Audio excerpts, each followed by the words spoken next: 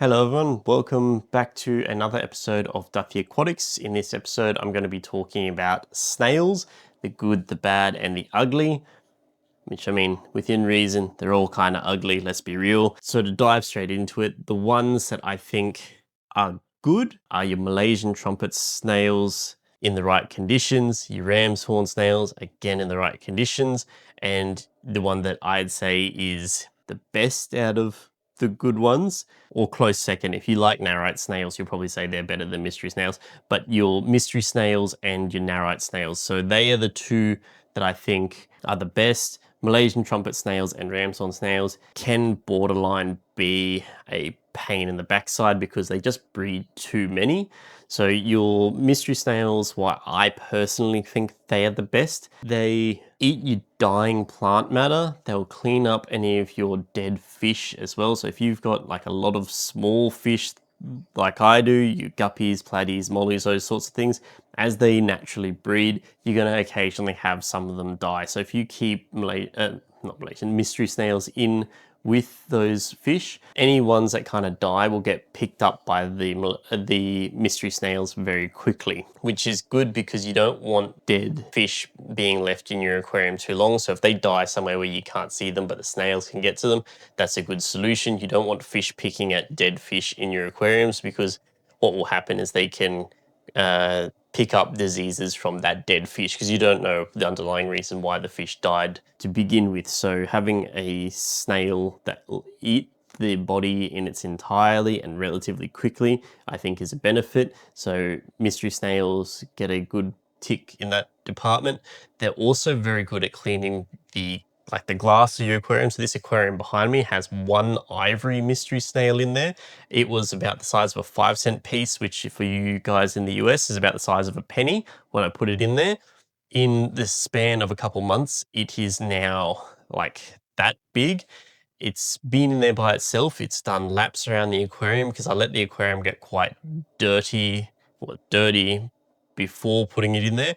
In 2 weeks, it had cleaned the glass of the aquarium quite well. Like I don't scrub this glass clean at all. It just does that for me. It eats some of the algae that grows on the plant leaves, which is great, especially for broadleaf plants. It also does something that is very helpful for me. It eats the dying parts of the plants. So if my Amazon swords start to lose some leaves, it'll come through and it'll eat those dying leaves for me, which just saves me having to pick them out. And by eating them for me, it's also pooping, which is creating fertilizer to help the plants keep going as well. So one mystery snail in a 60-litre aquarium seems to do quite a good job at maintaining everything for me. So that's why I think mystery snails are the best. They just have so much versatility and they don't breed when you don't want them to. Because they lay their eggs out of water, there's none of this uncontrolled breeding. I mean, that might happen if you've got them in your ponds and depending on how you've styled your ponds, so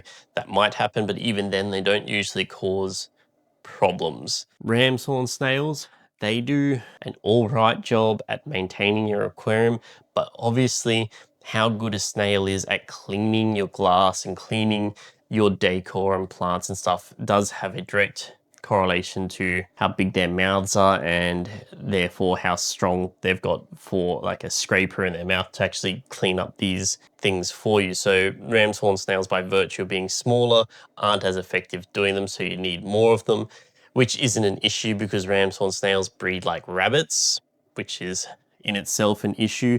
So instead of just cleaning up leftover food can lead to a population explosion for Ramshorn snails, which then becomes somewhat unsightly in your aquarium, but also they compete for food from your shrimp and from your baby fish. So if you're trying to breed fish, they kind of compete for any food that's left at the bottom of the aquarium that the shrimp or baby fish may otherwise have eaten. And also they can fit into more places. So if you're trying to breed some egg-laying fish, it's easy to keep an eye on a mystery snail and go, okay, my fish are now laying eggs. I'll move the mystery snail out of the aquarium so the fish can raise up the eggs, whether it be some form of cichlid or rainbow fish, what have you. If you're trying to breed them, removing a single mystery snail from an aquarium is a lot easier than trying to keep your spawning site free of either Malaysian trumpet snails or Ramshorn snails,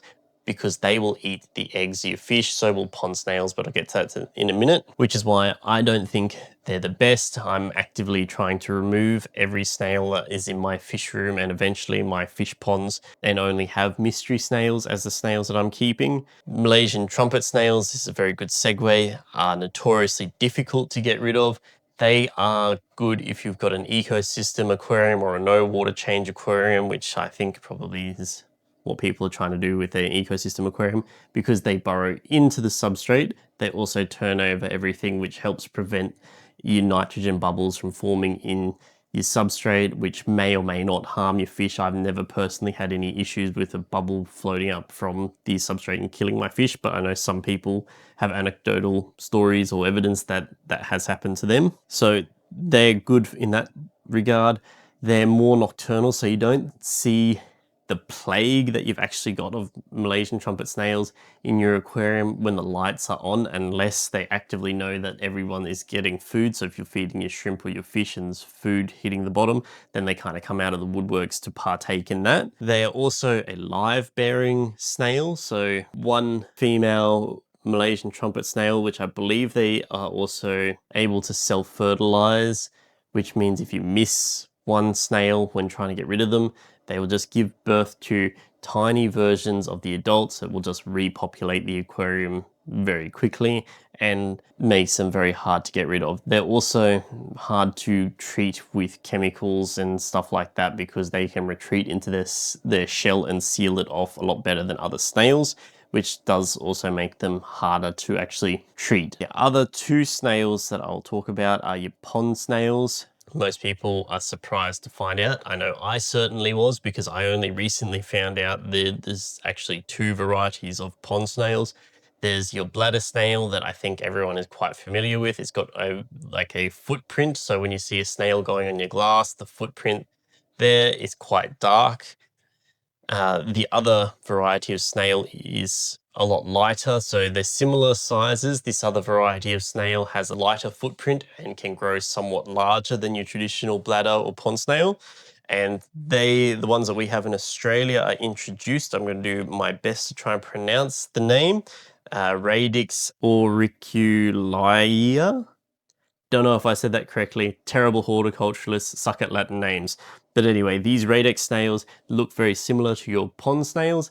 The main difference being they grow bigger, and these little a-holes will actively go out of their way to eat your healthy plants. So if you've ever said that you saw, you know, these pond snails or your bladder snails eating your pond plants, and you see all these comments, no, they only eat the dead parts of plants, they're not actually eating your plants. No, you could very well have this other look-alike snail eating your healthy plants, so they can stick that in their pipe and smoke it. You probably are seeing the snails eating your healthy plants. So these Radix snails look just like bladder snails. Difference is bladder snails, their worst crime is they may eat your fish eggs and they just breed too many. These Radix snails will eat your fish eggs, breed too many, and eat the healthy parts of your plants. I first noticed them in my pond, my water lilies. I had these little circular dots just appearing on the underneath sides of my lilies, which kind of became yellow. I thought it was scorching from the sun, maybe after a shower or a hailstorm. Water droplets being on the water lilies heating up in the sun, causing them to scorch. It wasn't, it's actually these snails that were on the underneath sides eating holes into my water lily leaves. So I'm now in the process of trying to purge them out of all of my ponds and my fish tanks, because occasionally they do hitchhike if I bring any pond plants inside. Now, the other elephant in the room that I can't really talk about is the assassin snails. Some people will say just get assassin snails, they will eat and kill the other snails that you don't want. This is true, however, in Australia they're illegal to have. That's not to say that they don't exist in Australia, because you go to some people's places and you'll see, oh, that's a very interesting looking snail. I wonder what that is. Any amount of basic research, you'll know that what the assassin snails look like. They work wonders if you can get them. I am not interested in trying to get them because they're obviously illegal to have, so I don't want anything to do with them. I don't know really much about them apart from they will eat other snails and they're a good solution to keep your snail population under control. If that's your goal, you don't want to get rid of all your snails, you just want to keep them in check. So your assassin snails do a good job of that. Pea puffers allegedly will do that as well, but when I had pea puffers, they didn't do a very good job of maintaining the snail population. They just kind of wanted to be fed food and be lazy, which I can kind of respect, but they weren't the best snail control for me, unfortunately. In terms of other fish that will actually actively eat snails, I think clown loaches and pygmy chain loaches are the only ones that I have definitively seen do a good job at eating snails larger and smaller. Yo-yo loaches will eat snails if you meet them halfway. You have to train them to eat the snails. So if you crush a couple of snails and they'll realize, oh, okay, we can eat these guys. And they'll eat the smaller snails better than they seem to eat the bigger snails. I don't know why that is. They may just be because my yo-yo loaches are a lot smaller, because obviously they can grow to be about this large, just about 6 inches or so, but they aren't as good as your clown loaches or your pygmy chain loaches for eating snails. I'm not overly fond of using chemical controls to get rid of snails because some chemicals designed specifically to get rid of your snails aren't that effective. So a lot of copper-based solutions, so I have on my website a copper sulfite based solution, which is Snail Rid, done by Blue Planet.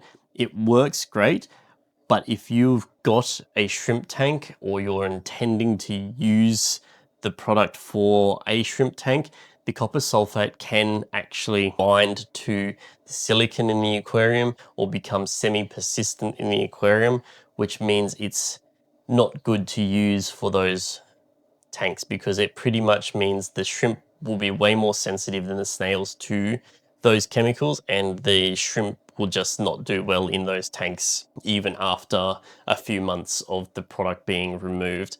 The other thing to note with any copper sulfite based solutions for getting rid of snails is because copper can bind to organic matter relatively easily, your broader leafed plants or your fast growing plants can absorb trace amounts of the copper into the actual plants themselves and then slowly leach the copper not just the copper sulfide, but the copper in general into the aquarium, which will cause problems if you are ever trying to keep things like your Sulawesi rabbit snails or mystery snails, as well as your shrimp, both Caridina and Neocaridina. You pretty much are making that tank not usable for shrimp in the future by using a copper-based solution to get rid of snails. So you can do a dip and then hope for the best in a few months, but usually if you're using copper in an aquarium to get rid of snails, you've made it unusable for shrimp. That's the best rule of thumb to go by if you are ever having issues keeping shrimp in a tank that you did use a copper solution in. If you are going to use a copper solution to get rid of snails in your aquarium and you don't care about keeping shrimp in the future, which there's probably quite a few people that would just rather get rid of the snails and have nice fish in your aquarium and no shrimp. That's fine too. The other important thing to remember is if you are going to use a copper solution in your aquarium, you need to thoroughly gravel vac the aquarium first, clean out your filters thoroughly as well. Make sure you haven't got activated carbon in there because the copper will bind to organic matters. So if you've got a lot of mold and detritus in your aquarium, the copper can become ineffective at actually killing the snails and just only being toxic to shrimp and long-term your fish by binding to these organic matters in your aquarium. So if you've got a dirted aquarium or you've got aqua soil in your aquarium, a copper-based solution is definitely not the best one to use because it's just going to bind to all of these things and be ineffective at killing the snails anyway. The other thing to remember too is that a lot of snails, like your pond snails, they will lay an egg sac in like a gelatinous jelly type substance, and that will actually give them a lot of protection from any copper or heavy metal based solutions that you're trying to use to get rid of them. So you may only purge the adults and then find in a few weeks that the babies have emerged and you're going to have to treat again. So they're not the best solutions. They can and do work really well if used correctly, but you just need to keep those things in mind. If you're going to go for probably the best chemical solution to get rid of snails from your aquarium, a bleach dip is the best way to go for your plants. And if you've got the snails in your gravel, like Malaysian Trumpet snails, again, your bleach solution for the substrate will work the best. Of course, you're gonna have to remove the fish because you can't just pour bleach into your aquarium and go, oh, it's gonna kill the snails. It's going to nuke everything in your aquarium. The difference being why it can be better is if you do the mixture correctly. I will go through my notes here and I'll try and tell you exactly what solution to use. I've never personally mixed it up because I'm too scared to use bleach, and I'll just own that. I'm too scared to do that for my stuff. I'm doing the other option, which is sit there like an idiot for hours on end and just pick snails out of my aquarium and hope that I can get all the snails out of the aquarium before they repopulate. So the solution for bleach is like a unscented household bleach is 1 part bleach to 19 parts water. So I don't know if you're good at ratios. I'm hit and miss with ratios, so that's kind of why I'm not going to do it, but I will tell you guys because I know there's a lot of much smarter people than I out there that will be able to use this information. So basically what you want to do for your plants when you do a bleach like dip is you mix up the solution. So your 1 part bleach, 19 parts water solution, and you do a dip between 30 seconds to a minute and a half. The thing to remember is your really fine leaf plants and your more dainty, delicate plants are going to be a lot more susceptible to damage from the bleach than some of your more hard leaf plants. So things like Java fern and Anubias, being a lot tougher leaved plants, can have a lot more resistance to the bleach dip than Vallisneria or Riccia or whatever mosses you do the dip in. So you need to make sure you keep that in mind. So for your mosses and stuff like that, it's real dainty and delicate. You're talking about seconds in a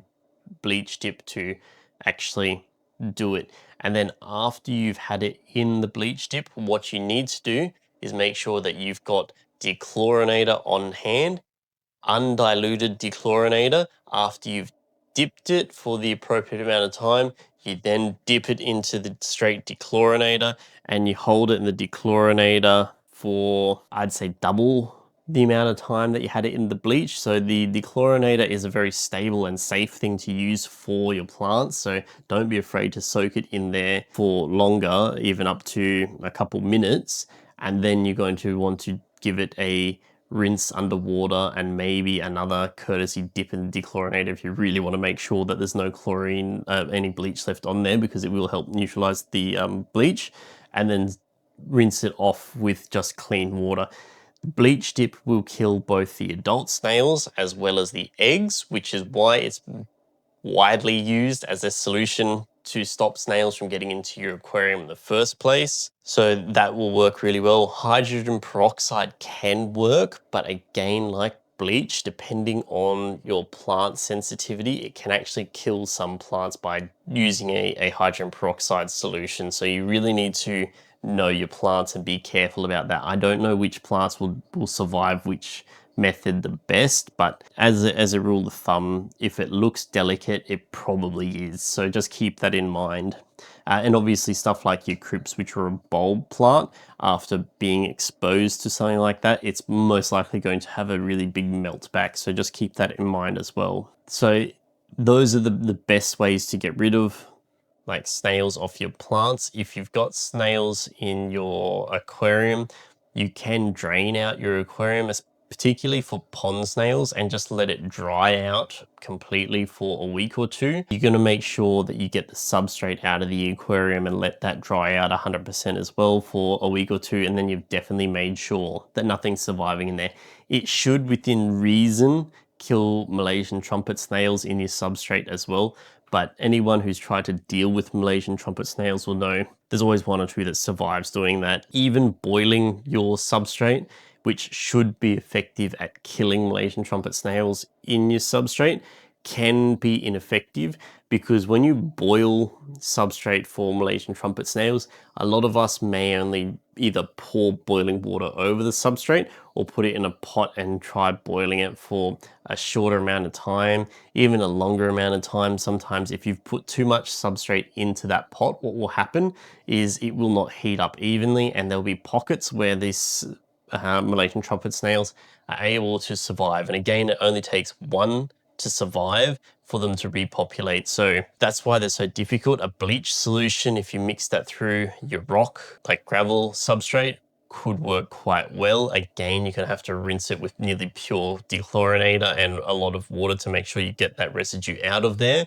If you've got aqua soil or something like that, you can't do that, unfortunately, because that's just going to ruin your aqua soil, especially if you try boiling it. That's just going to make mud. So you're drying it out in the sun is probably your best method, and leaving it for a while. And you really have to spread it out thin on even cardboard. If you've got a large piece of cardboard, spread it out thin on a flat area, leave it in the sun for a few days, a week or so, and that should, within reason, kill Malaysian trumpet snails. They can close up and go into their shell to survive for a while, because they can survive drought conditions, but they can't survive indefinitely without being resubmerged. So you can just play the waiting game if you need to save your substrate. Otherwise, the other solution is you just throw that substrate out and get your new substrate, and that's pretty much how you're gonna have to do it. Bleach dip your plants and then get rid of your substrate and start again. If you're just trying to get rid of pond snails, they're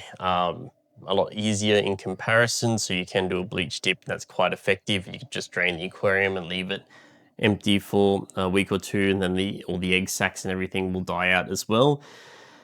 The other thing you can do, if you're not keen on that, is what I'm doing, which is manual removal of the adult snails. And this kind of falls into a practice that I learnt when I did my diploma in horticulture. It's called IPM, which is Integrated Pest Management. So you're not over relying on chemicals, you're not over relying on hard work, but you're kind of meeting halfway with biological controls and all this sort of stuff. So if you've ever heard of a program, Bugs for Bugs, it's where farmers try to use predatory bugs to eat the bugs that are destroying crops. So aphids affecting like a strawberry farm, they will order in a whole bunch of ladybugs that will go and eat the aphids. That's kind of the thinking behind there. So you can use, again, your fish, your clown loaches, your pygmy chain loaches, and your yo-yo loaches to try and control the snails even, and your pea puffers if you want to. I'm going with a different method. I'm using the mystery snails. Again, this is why I really like mystery snails. So there's no way I can realistically keep all my ponds snail free without bleach dipping and purging everything. But what I can do is put mystery snails in all my ponds and in my tanks that have snails in there. And what they will do is, mystery snails lay their eggs out of water for a reason. It's to protect them from predators. In this case, the mystery snails are the predator. They will go around and they will eat the egg sacs of the other snails, which prevents the snails from completing their life cycle. So they may be able to grow and lay eggs. The mystery snails are going to eat the eggs. And me being the person who's sitting in front of the aquarium for hours on end with a tiny net pulling out snails, and meeting the other half, I'm pulling out all the large adults that I can see before they're able to continue their life cycle and lay more eggs. So it's going to take a while, but a step-by-step approach, or eating the elephant one mouthful at a time, is the approach I'm going for getting rid of the snails. Unfortunately, I know it's going to be a long time, but I've already gone through my aquariums and done the cursory removal of all the larger snails, which means that there's less likely to be eggs in the aquarium being laid by snails, and the mystery snails are going to go around helping me collect the actual egg sacs from all the other snails. The problem I'm going to have now is with the Malaysian trumpet snails, again, because they are live bearers. I'm not going to be able to remove all of the Malaysian trumpet snails well enough, because being the subterranean mole creature snails that they are, they're also going to hide under the substrate, which means I'm going to have to continually check to see where they are to remove them. I'm going to try a different method because I don't want to use copper sulfate in my aquariums, because I do intend to put shrimp into them, because I don't want to nuke everything with bleach and then spend ages trying to neutralize it and wash out the substrate. I'm going with the other method, which is I'm getting a heap of pool salt, which is inexpensive, and I'm just flooding the aquariums with pool salt. This is a semi-effective method for getting rid of Malaysian trumpet snails. Because they are somewhat salt tolerant, I'm having to put in like dead sea levels of salt into the aquarium.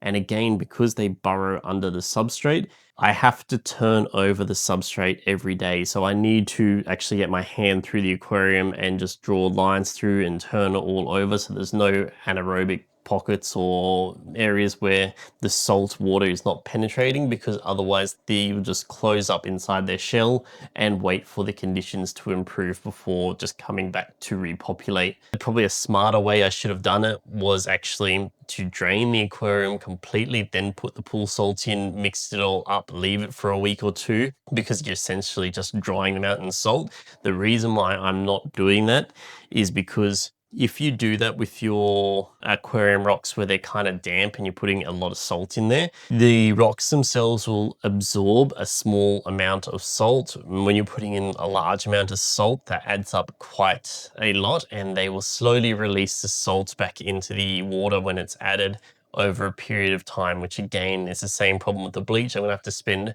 forever and a day washing all of the rocks to make sure the salt is completely leached out, or mostly leached out of the aquarium. But if you do go through this to actually kill the Malaysian trumpet snails in your substrate, you pretty much have to wash the substrate about 6 or 7 times, completely turning it over to make sure the salt is slowly leaching out of the substrate.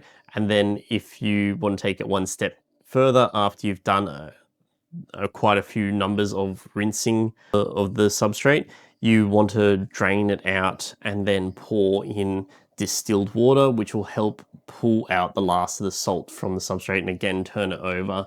And then if you want to be pedantic about it, the way you'd test to see if it's worked is you just do a TDS reading, which, I mean, any people that have kept Caridina shrimp will know what TDS is: total dissolved salts, or total dissolved solids, sorry, not salts, total dissolved solids in the water. And that will tell you, obviously, you should see the reading go down the more often that you've washed out the substrate. And that is pretty much the way you can get rid of Malaysian trumpet snails if you don't want to use a whole bunch of chemicals, is to use salt. I'm doing it the lazy way, which I have always said I'm a lazy fish keeper. A lot of salt in there, stir up the aquarium. I may have to wait weeks and starve out the snails, but I've got time on my side because I've got so many other things I've got to do anyway. So nuking the tanks that I know have the Malaysian trumpet snails with salt is how I'm approaching it. I'm still in the process of doing it, so if I do an update video in a month's time saying, oh, forget the salt, that's why, because I've only started the process. I haven't completely finished it yet, but the results are good, because Malaysian trumpet snails being nocturnal, if I come into my fish room at night and shine a light into the aquarium, you usually see them all over the glass. Having added the salt to the aquarium, come in at night and shine the light on the glass, there's nothing on the glass. So obviously they're not liking the salt being in the aquarium and the amount of salt that I've added in there. So now I just play the waiting game, which is a terrible game. I don't recommend people play the waiting game, but in some instances it does have very good results. I think that pretty much covers everything I've got on snails. This is probably going to be quite a long video, and editing all my ums and ahs out is going to be a lot of fun. But I hope you guys got some good value out of this video. If I haven't covered something well enough, please let me know. If you've tried any of these things and it's worked or hasn't worked, please leave a comment down below and help other people. I'm hoping that I'm successful in my crusade against the snails in my fish room, because I want to be able to in the future label everything on my website as snail free, just so people who are trying to breed certain fish or have shrimp tanks or just want a tank that's really nice with no snails in there apart from what they want to put in there, are able to do that. So there's a bit of self-serving reason why I'm trying to make my fish room snail free, but mainly it's because I just want to be able to enjoy my plants, my fish, breed them all, and not have a whole bunch of Ramshorn, Malaysian Trumpet snails in there raiding my fish eggs and just making it look terrible when I'm filming or taking photos of everything. So I'll see you guys in the next one. Thank you for watching.